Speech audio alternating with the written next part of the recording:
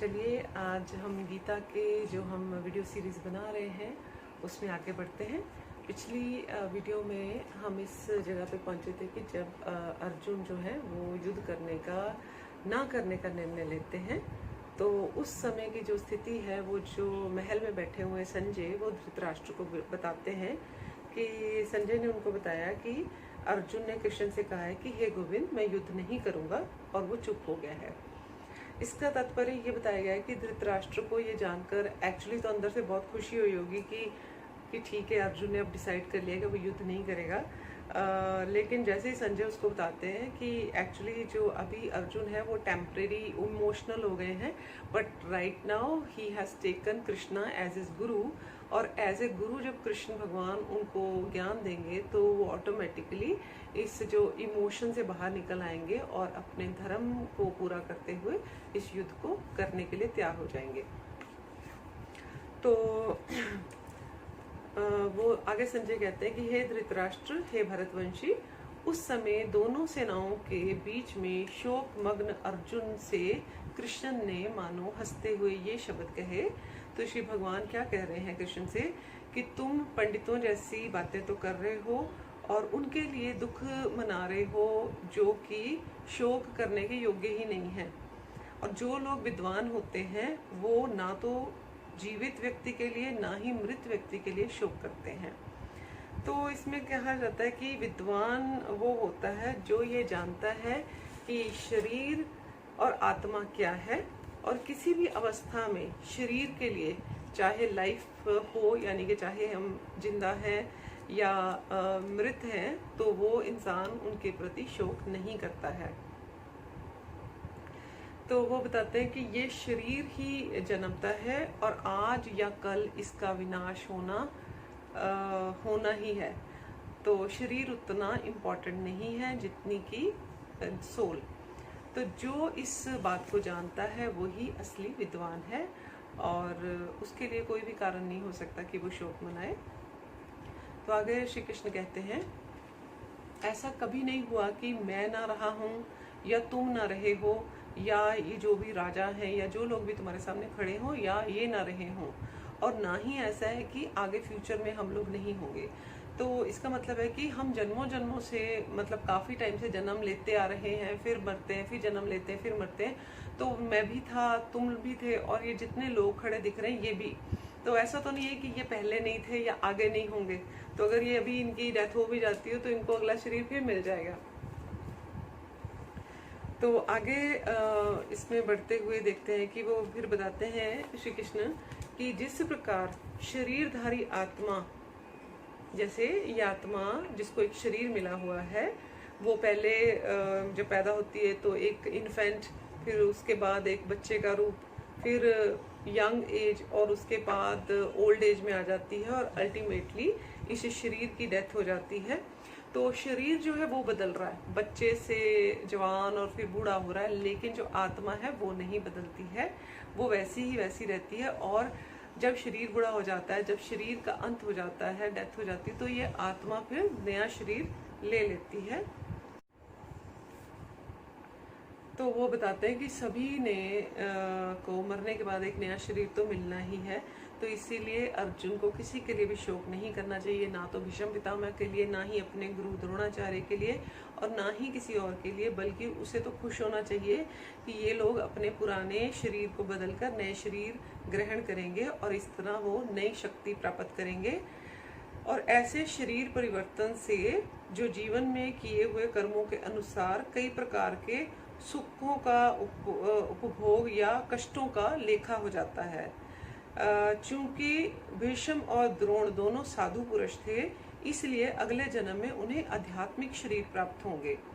तो इसमें उन्होंने दो तरह की बात की, या तो फिजिकल बॉडी या आध्यात्मिक बॉडी। फिजिकल बॉडी में जैसे हम इंसान धरती में आते हैं, और आध्यात्मिक बॉडी जो देवताओं की होती है या जो जन्म नहीं लेते हैं लेकिन एज ए गुड सोल्स परमात्मा की सेवा में रहते हैं, आई थिंक सो।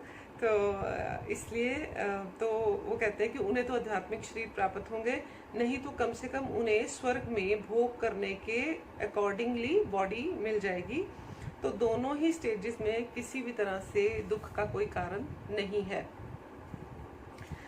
आगे श्री कृष्ण भगवान अगले श्लोक में कहते हैं कि हे कुंती पुत्र, सुख और दुख तो टेम्परेरी होते हैं और डिसअपियर हो जाते हैं। कभी ऐसा नहीं होता तो दुख है तो दुख का ही समय रहे, या सुख है तो सुख का ही समय रहे।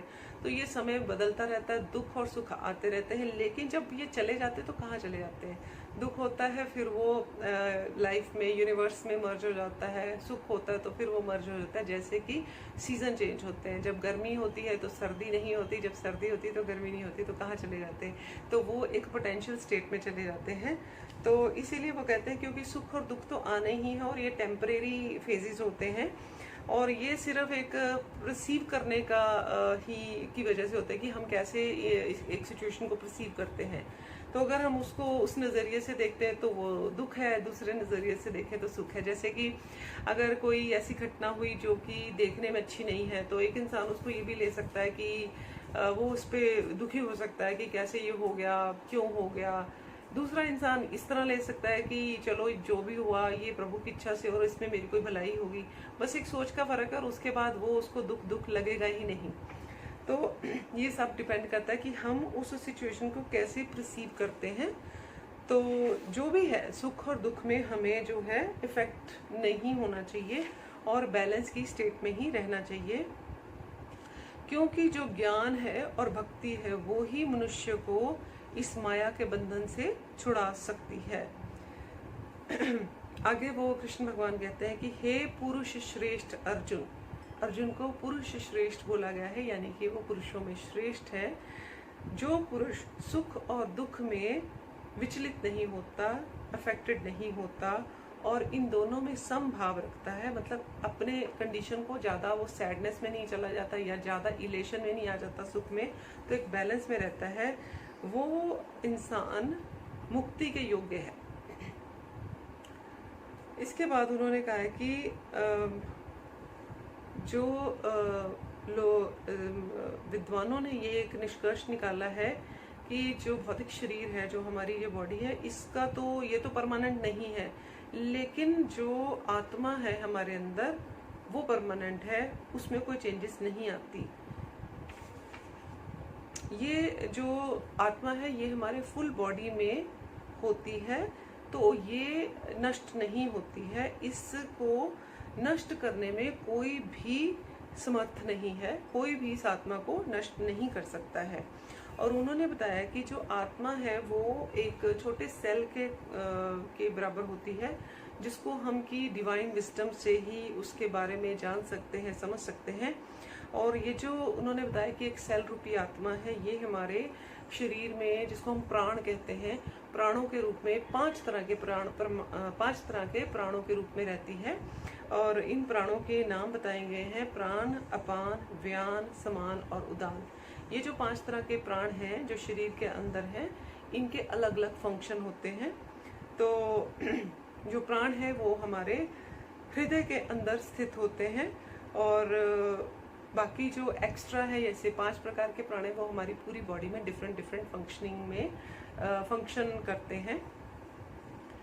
तो उन्होंने बताया कि हठ योग, जब हम योग करते हैं उनके द्वारा इन 5 प्रकार के प्राणों को हम कंट्रोल करते हैं, इनको बैलेंस कर पाते हैं, जिन्होंने कि आत्मा को घेरा हुआ है। तो ये जो हम योग करते हैं, ये योग किसी फिजिकल बेनिफिट्स के लिए नहीं होता, बल्कि ये जो हमारी आत्मा है उसकी मुक्ति के लिए किया जाता है। आगे उन्होंने बताया है कि जो मेडिकल साइंस है, उन्होंने ये तो जान लिया है कि जो रेड ब्लड सेल्स होते हैं वो हमारे लंग्स से ऑक्सीजन ले जाते हैं, और वो, लेकिन ये जो सारा सिस्टम है बॉडी का, जो इसमें लाइफ फोर्स आती है, वो आत्मा से आती है। और जब आत्मा निकल जाती है तो ये जो फ्यूजन है ऑक्सीजन का ब्लड में, वो ऑटोमेटिकली बंद हो जाता है। तो यहाँ पे बताया गया है कि medical science in red blood cells की इम्पोर्टेंस को तो जान पाई है और एक्सेप्ट भी कर पाई है, लेकिन ये डिसीजन नहीं ले पाई कि जो लाइफ फोर्स है उसका जो सोर्स है वो हमारे अंदर स्थित सोल है। तो आगे श्री कृष्ण भगवान कहते हैं कि ये जो आत्मा है अविनाशी है, अप्रेम्य है और शाश्वत है, यानी कि इसका कभी भी नाश नहीं हो सकता है। तो ना ही अप्रमेय से मतलब इसको मापा नहीं जा सकता, और जो हमारी बॉडी है वो नेचुरली नाशवान है, वो नष्ट हो सकती है। तो जो इस जीवात्मा को मारने वाला समझता है तथा जो इसे मरा हुआ समझता है, वो दोनों ही अज्ञानी है। यानी कि ये जानता है कि ये आत्मा को वो मार सकता है और या ये मर गया है इंसान, तो वो दोनों ही अज्ञानी है, क्योंकि कोई भी आत्मा किसी दूसरी आत्मा को नहीं मारती है और ना ही आत्मा को मारा जा सकता है। आत्मा के लिए किसी भी काल में ना तो जन्म है ना मृत्यु, वह ना तो कभी जन्म लेता है और ना ही कभी जन्म लेगा। ये अजन्मा, नित्य, शाश्वत और पुरातन है। शरीर के मारे जाने पर भी आत्मा नहीं मारा जाता। तो यानी कि जो आत्मा है वो हमेशा ही है, शाश्वत है, ना ही ये पैदा होती है ना ही ये मरती है। तो इट इज ऑलवेज देयर।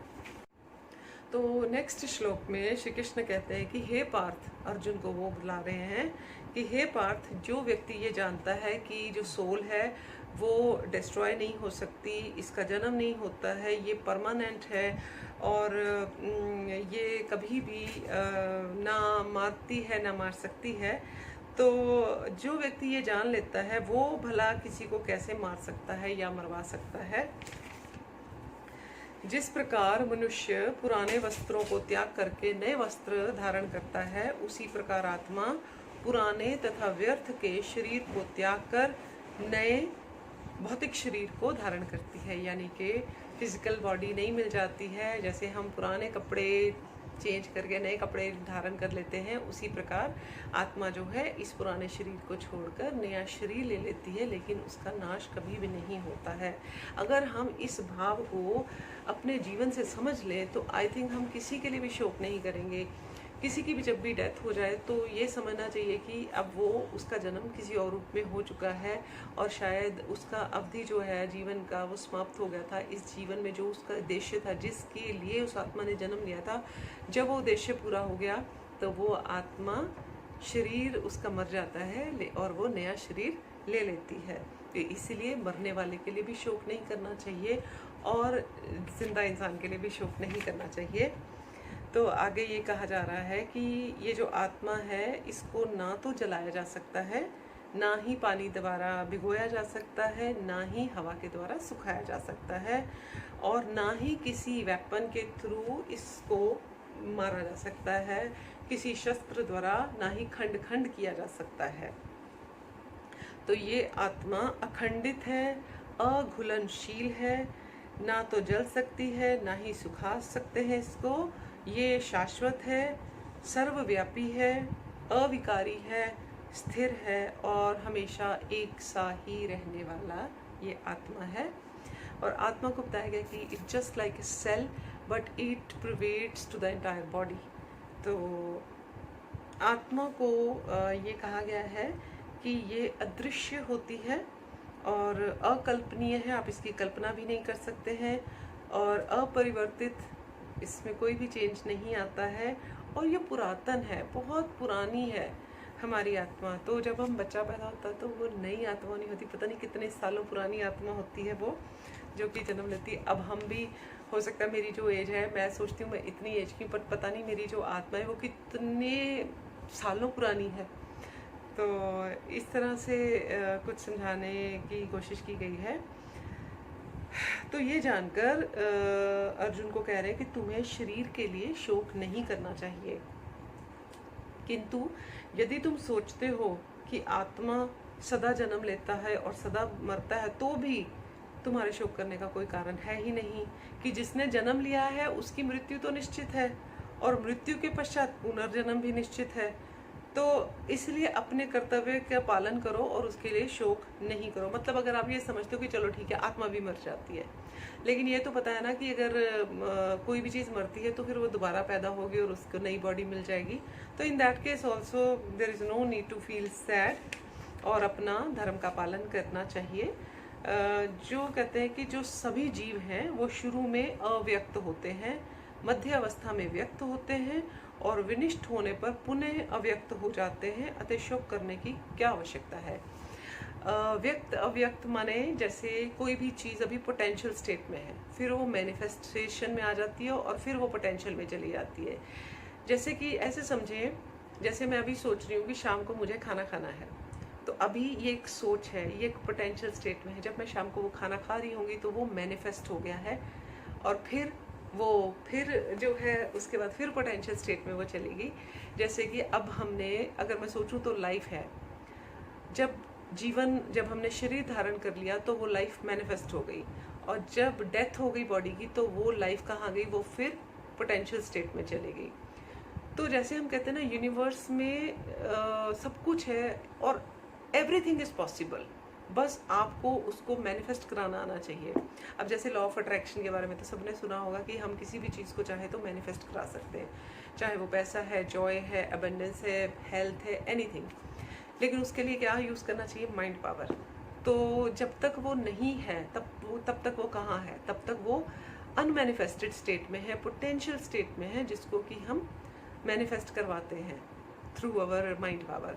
इसी तरह इस चीज़ को समझाने की कोशिश की गई है कि सभी जीव पहले पोटेंशियल स्टेट में होते हैं, फिर मैनिफेस्ट होते हैं, और फिर जब बॉडी चली जाती है तो फिर वो पोटेंशियल स्टेट में चले जाते हैं। इसलिए शोक करने की ज़रूरत ही नहीं है। अल्टीमेटली वो यही है, कोई कहीं नहीं जाता, सिर्फ दिखाई देना बंद हो जाते हैं।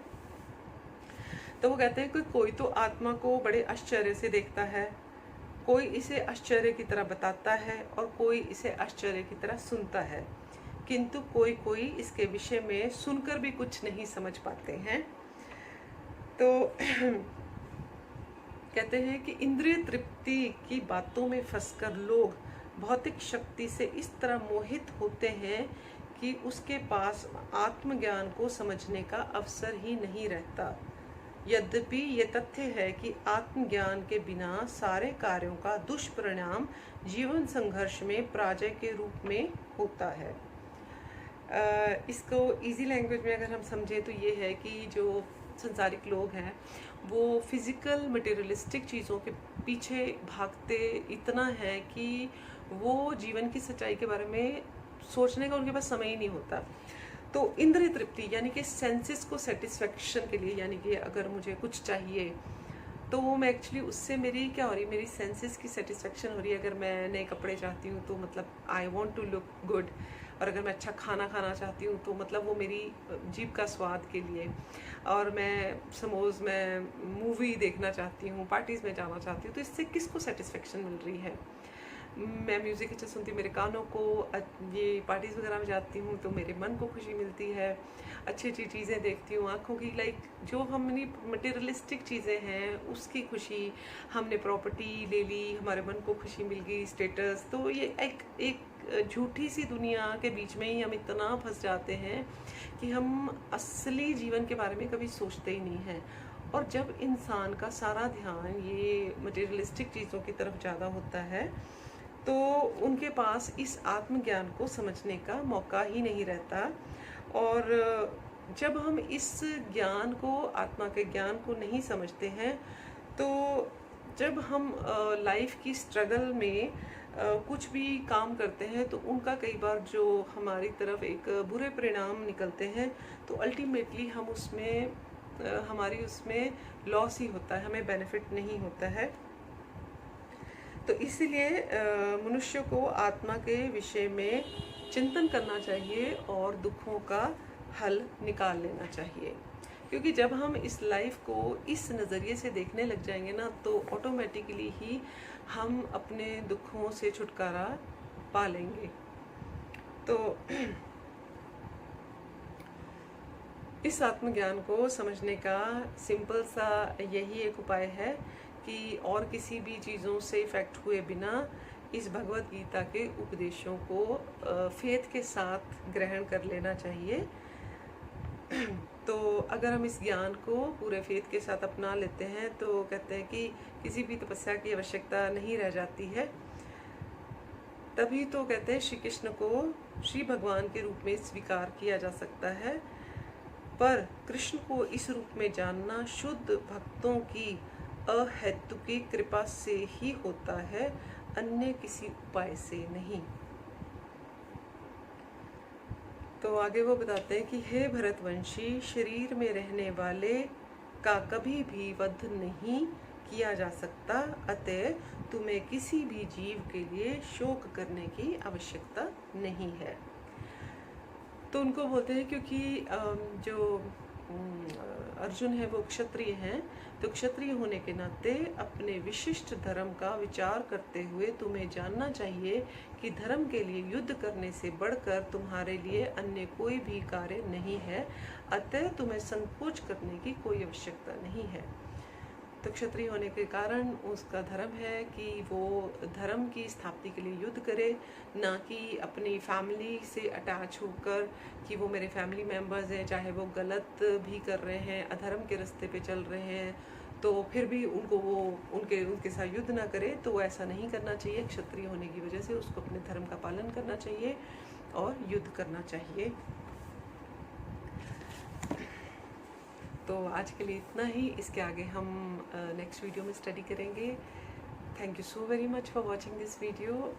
जय श्री कृष्ण।